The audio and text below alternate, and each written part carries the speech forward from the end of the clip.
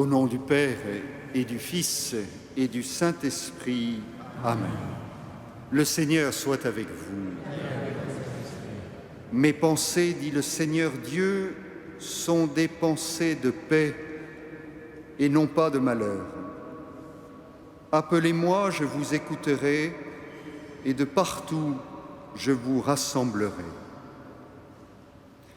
Mes pensées sont des pensées de paix et non pas de malheur. Ces paroles résonnent particulièrement dans notre cœur après les tragiques événements que nous avons connus la semaine dernière, et nous pensons bien sûr à tous ceux qui, jour après jour, dans d'autres lieux, subissent cette violence et qui se tournent vers le Dieu de paix. Pour nous, c'est dans la confiance, en sachant que Dieu veut notre paix, veut notre bonheur et non pas notre malheur, que nous nous tournons vers lui ce soir, en reconnaissant que nous sommes pécheurs, en implorant son pardon. Je confesse à Dieu Tout-Puissant, je reconnais devant mes frères que j'ai péché, en pensée, en parole, par action et par omission. Oui, j'ai vraiment péché. C'est pourquoi je supplie la Vierge Marie, les anges et tous les saints, et vous aussi, mes frères, de prier pour moi, le Seigneur, notre Dieu. Que Dieu Tout-Puissant nous fasse miséricorde, qu'il nous pardonne nos péchés et nous conduise à la vie éternelle. Amen.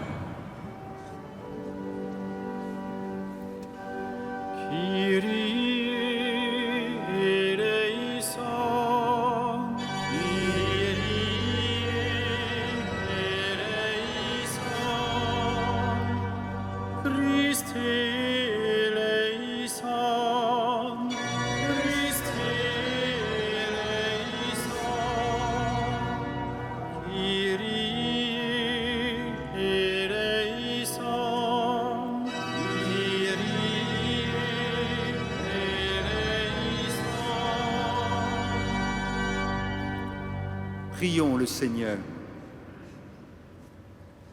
Accorde-nous, Seigneur, de trouver notre joie dans notre fidélité, car c'est un bonheur durable et profond de servir constamment le Créateur de tout bien, par Jésus-Christ, ton Fils, notre Seigneur et notre Dieu, qui règne avec toi et le Saint-Esprit, maintenant et pour les siècles des siècles.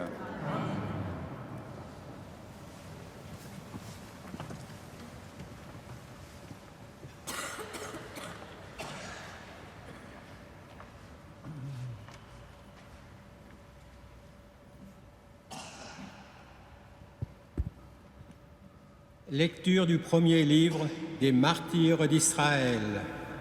En ces jours-là, Judas et ses frères déclarèrent : « Voilà nos ennemis écrasés. Montons purifier le lieu saint et en faire la dédicace. » Toute l'armée se rassembla et ils montèrent à la montagne de Sion.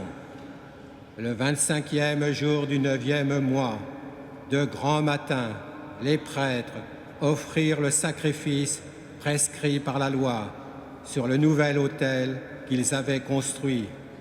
On fit la dédicace de l'autel au chant des hymnes, au son des cithars, des harpes et des cymbales.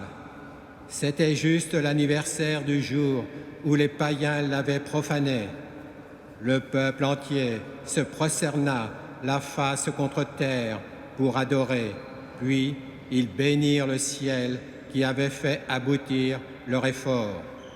Pendant 8 jours, ils célébrèrent la dédicace de l'autel en offrant dans l'allégresse des holocaustes, des sacrifices de communion et d'action de grâce. Ils ornèrent la façade du temple de couronnes d'or et de boucliers. Ils en restaurèrent les entrées et les salles et y replacèrent des portes.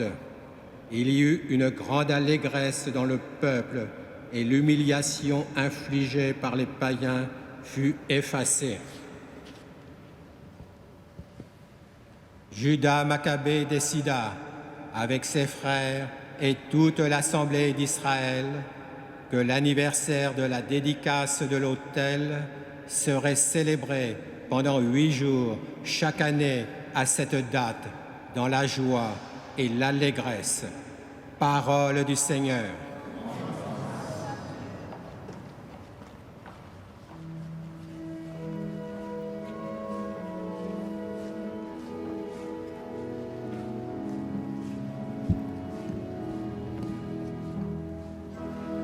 Chantons le nom du Seigneur et rendons gloire à notre Dieu. Chantons le nom du Seigneur et rendons gloire à notre Dieu. Béni sois-tu, Seigneur, Dieu de notre Père Israël, depuis les siècles et pour les siècles. Chantons le nom du Seigneur et rendons gloire à notre Dieu. À toi, Seigneur, force et grandeur, éclat, victoire, majesté, tout dans les cieux et sur la terre. Chantons le nom du Seigneur et rendons gloire à notre Dieu. À toi, Seigneur, le règne, la primauté sur l'univers, la richesse et la gloire viennent de ta face. Chantons le nom du Seigneur et rendons gloire à notre Dieu. C'est toi le maître de tout, dans ta main force et puissance. Tout par ta main grandit et s'affermit. Chantons le nom du Seigneur et rendons gloire à notre Dieu.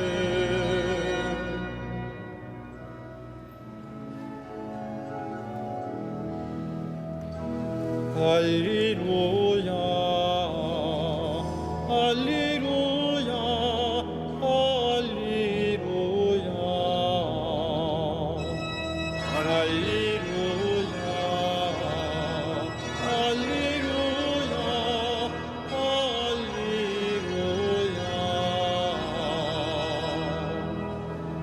Mes brebis écoutent ma voix, dit le Seigneur. Moi je les connais et elles me suivent. Alléluia, Alléluia, Alléluia.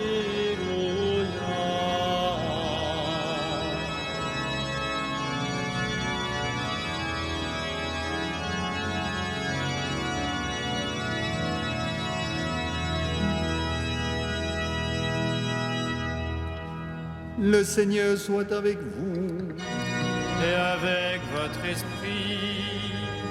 Évangile de Jésus-Christ selon saint Luc. Gloire à toi, Seigneur. En ce temps-là, entré dans le temple, Jésus se mit à en expulser les vendeurs. Il leur déclarait: « Il est écrit, ma maison sera une maison de prière. Or vous, vous en avez fait une caverne de bandits. » Et il était chaque jour dans le temple pour enseigner. Les grands prêtres et les scribes, ainsi que les notables, cherchaient à le faire mourir, mais ils ne trouvaient pas ce qu'ils pourraient faire. En effet, le peuple tout entier, suspendu à ses lèvres, l'écoutait. Acclamons la parole de Dieu. Louange à toi, Seigneur Jésus.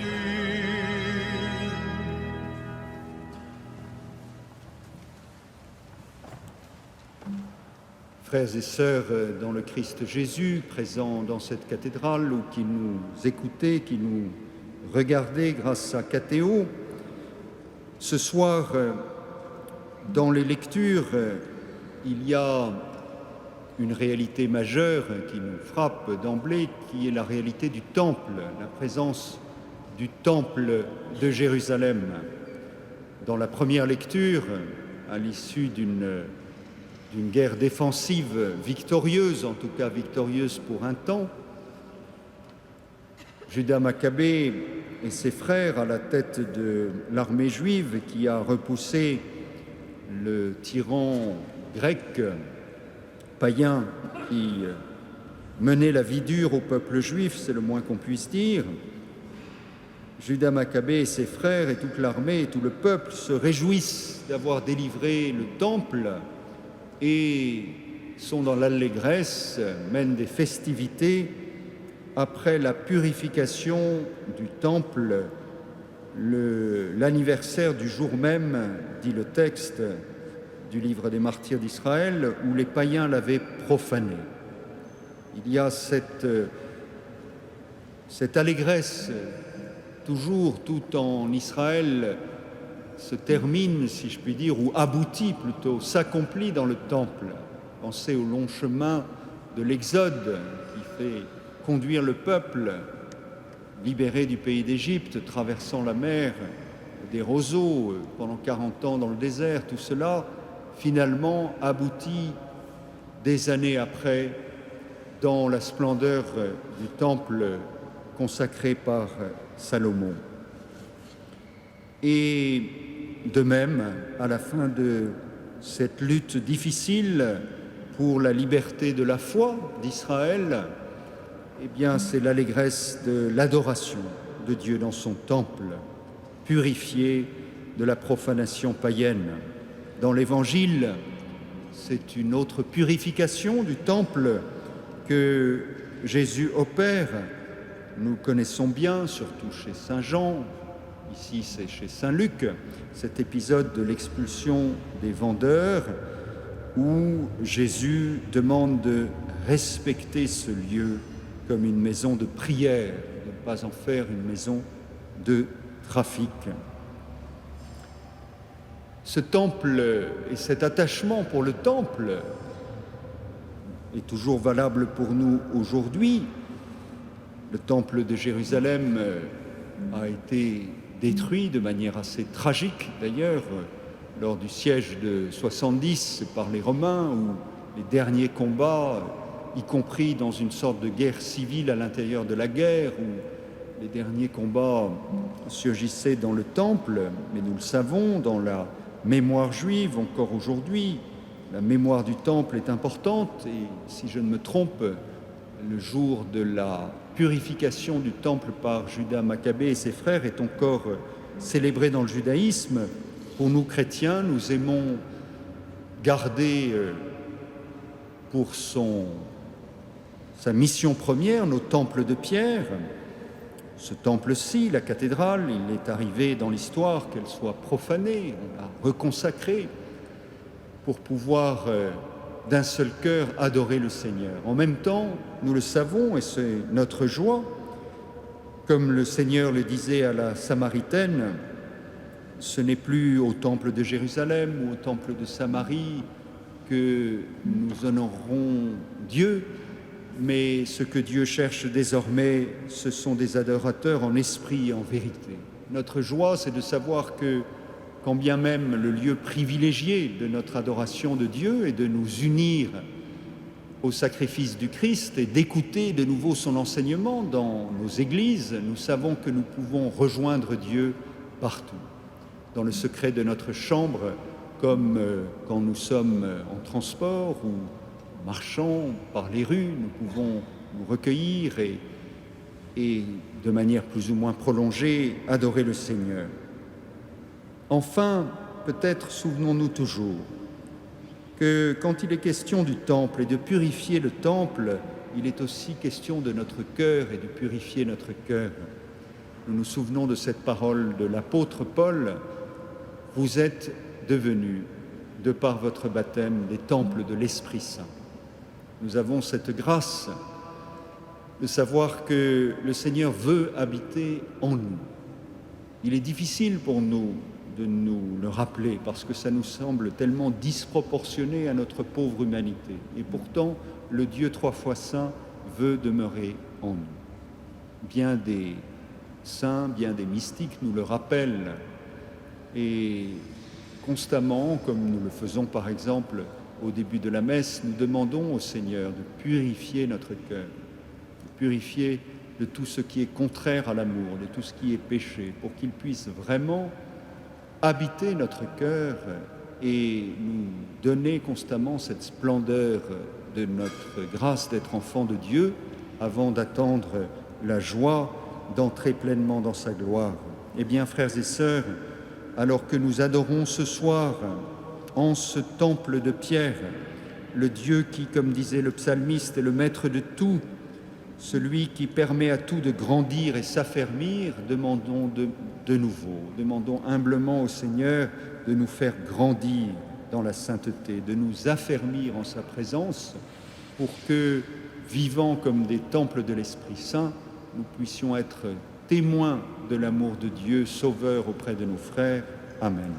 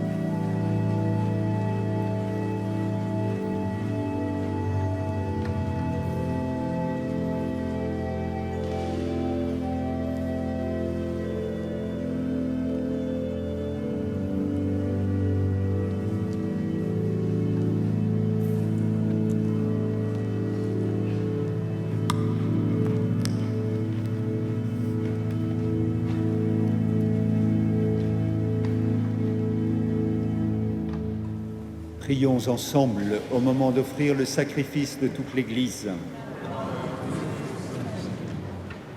Permets, Seigneur notre Dieu, que l'offrande placée sous ton regard nous obtienne la grâce de vivre pour toi et nous donne l'éternité bienheureuse par Jésus, le Christ, notre Seigneur.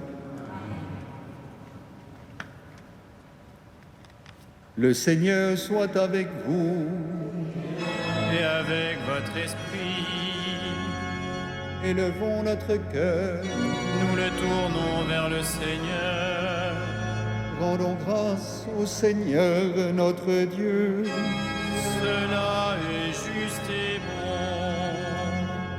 Vraiment, Père très saint, il est juste et bon de te rendre grâce, toujours et en tout lieu, par ton Fils bien-aimé Jésus-Christ. Car il est ta parole vivante, par qui tu as créé toutes choses. C'est lui que tu nous as envoyé comme Rédempteur et Sauveur. Dieu fait homme, conçu de l'Esprit Saint, né de la Vierge Marie.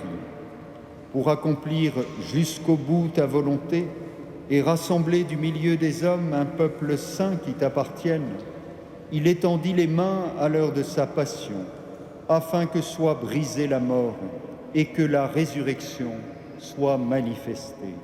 C'est pourquoi, avec les anges et tous les saints, nous proclamons ta gloire en chantant d'une seule voix. Sanctus,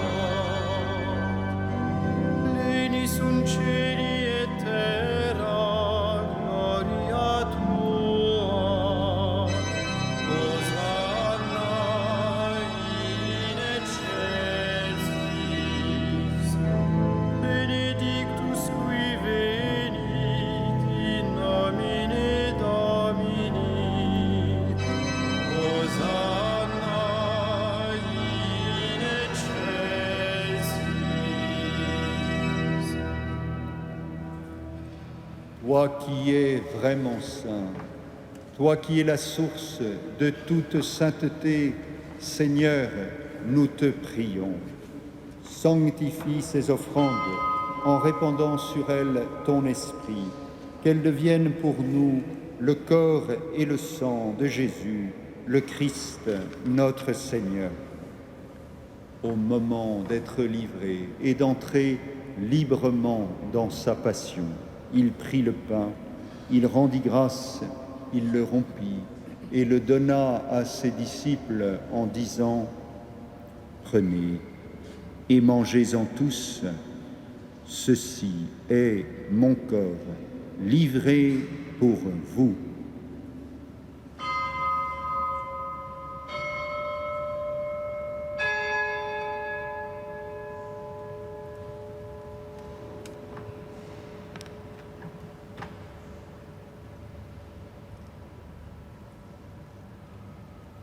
De même, à la fin du repas, il prit la coupe. De nouveau, il rendit grâce et la donna à ses disciples en disant « Prenez et buvez-en tous, car ceci est la coupe de mon sang, le sang de l'alliance nouvelle et éternelle, qui sera versé pour vous et pour la multitude en rémission des péchés. Vous ferez cela en mémoire de moi. »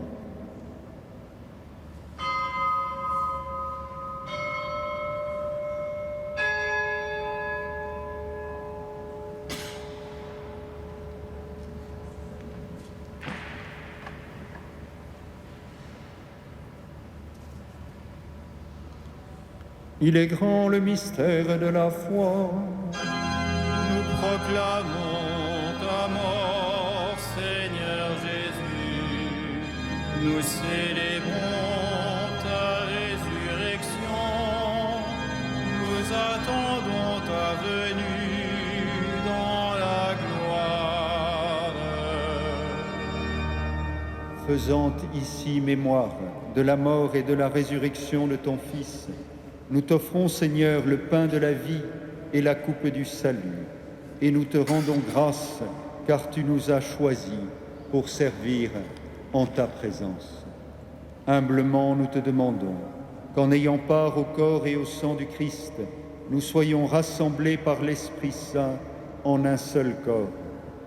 Souviens-toi, Seigneur, de ton Église, répandue à travers le monde. Fais-la grandir dans ta charité, avec le pape François, notre évêque André, ses auxiliaires Éric et Jérôme, et tous ceux qui ont la charge de ton peuple. Souviens-toi aussi de nos frères qui se sont endormis dans l'espérance de la résurrection, tout spécialement d'Arietta et Oreste, confiés à notre prière ce soir.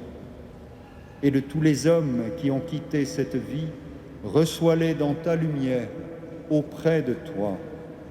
Sur nous tous, enfin, nous implorons ta bonté. Permets qu'avec la Vierge Marie, la bienheureuse Mère de Dieu, avec Saint Joseph, son époux, avec les apôtres et les saints de tous les temps qui ont vécu dans ton amitié, nous ayons part à la vie éternelle et que nous chantions ta louange par Jésus-Christ, ton Fils bien-aimé. Par lui, avec lui et en lui, à toi, Dieu le Père Tout-Puissant, dans l'unité du Saint-Esprit, tout honneur et toute gloire pour les siècles des siècles. Amen. Comme nous l'avons appris du Sauveur et selon son commandement, nous osons dire « Notre Père qui es aux cieux, que ton nom soit sanctifié, que ton règne vienne, que ta volonté soit faite sur la terre comme au ciel. Donne-nous aujourd'hui notre pain de ce jour. Pardonne-nous nos offenses, comme nous pardonnons aussi à ceux qui nous ont offensés, et ne nous soumets pas à la tentation, mais délivre-nous. Délivre-nous de tout mal, Seigneur, et donne la paix à notre temps. Par ta miséricorde, libère-nous du péché, rassure-nous devant les épreuves, En cette vie où nous espérons le bonheur que tu promets, l'avènement de Jésus-Christ, notre Sauveur.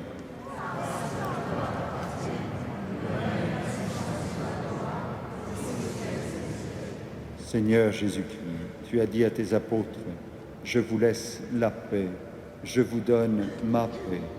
Ne regarde pas nos péchés, mais la foi de ton Église. Pour que ta volonté s'accomplisse, donne-lui toujours cette paix et conduis-la vers l'unité parfaite, toi qui règnes pour les siècles des siècles. Que la paix du Seigneur soit toujours avec vous. Frères et sœurs, dans la charité du Christ, donnez-vous la paix.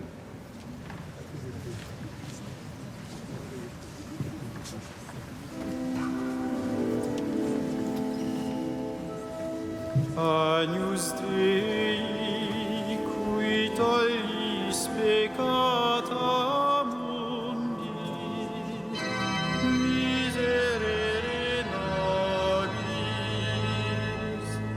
Agnus Dei, qui tollis peccata mundi, miserere nobis.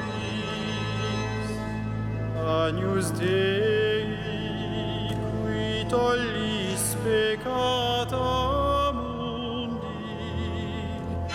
dona nobis pacem.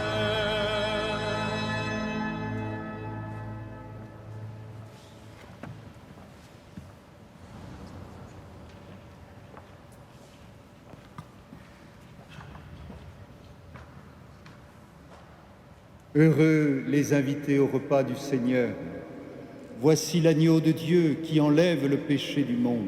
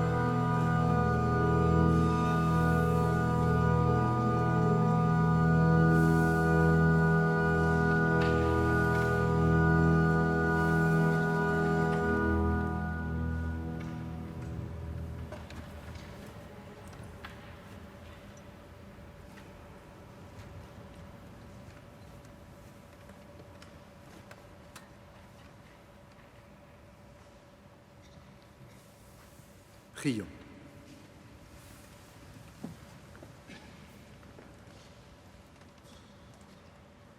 Nous venons de communier, Seigneur, au don sacré du corps et du sang de ton Fils, et nous te prions humblement que cette Eucharistie offerte en mémoire de lui, comme il nous a dit de le faire, augmente en nous la charité par Jésus, le Christ, notre Seigneur. Le Seigneur soit avec vous. Que Dieu Tout-Puissant vous bénisse, le Père, le Fils et le Saint-Esprit. Allez dans la paix du Christ. Rendons grâce à Dieu. Nous nous confions à la Vierge Marie. Salve Regina, Mater misericordiae, vita dulcedo, et spes nostra salve. A te clamamus, exules Filii, a te suspiramus, gementes et flentes, in ac lacrimarum valli. Ea ergo advocata nostra, illos tuos, misericordes oculos, ad nos converti. Et Iesum benedictum fructum ventris tui, nobis post hoc exilium oster